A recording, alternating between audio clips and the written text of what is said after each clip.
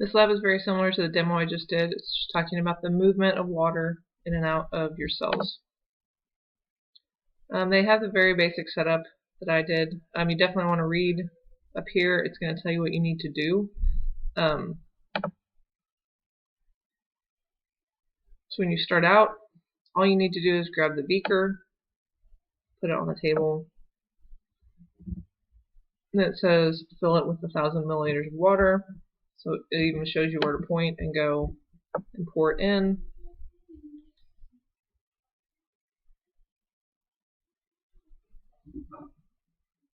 Then this is your control group.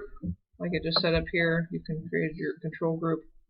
Now you need to, your experimental group are going to be B. You do the same thing with 1,000 milliliters of water.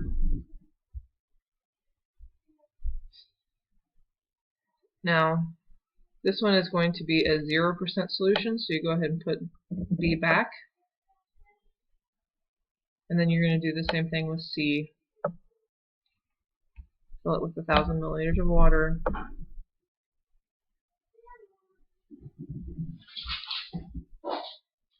Now on this one, you are going to make this a 5% solution, so you need to put the petri dish on the scale. This says tare, but actually means the 0.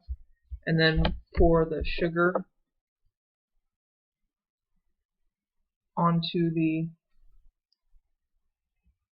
So in 1,000 milliliters of water, 50 grams is going to be a 5% solution, and pour the sugar in. Bring the stirring rod over and stir.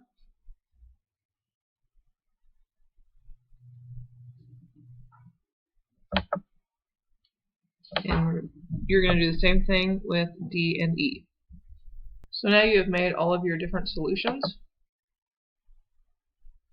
Now you have the same dialysis tubing that I showed you.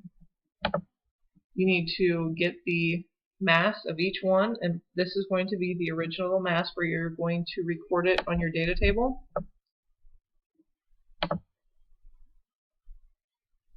So that's tared out, it's a 0, so you're going to take this A. Now on your original, you record that for A. And then place A inside of your beaker. And then do the same thing for B. Get your mass. And then put it in B. And you're going to do this for the rest of the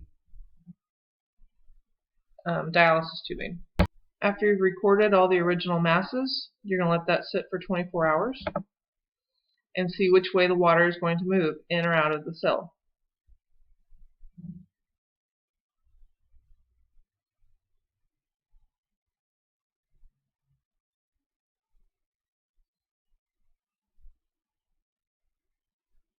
Now we are going to get the new mass. By taking it out and putting it back on the scale, return it, and you can see the new mass, which you're going to put in on your data table as new mass.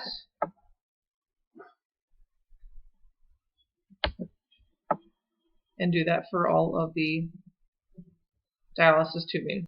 Once you have recorded the original mass and the new mass, you need to figure the percent mass change, which is on the worksheet, is just the new mass minus the original mass divided by the original mass and then times that by 100, and that will show you the percent that changed in that mass. And then from there, just go ahead and answer the questions. Make sure you're answering them thoroughly enough that you're going to receive all the points.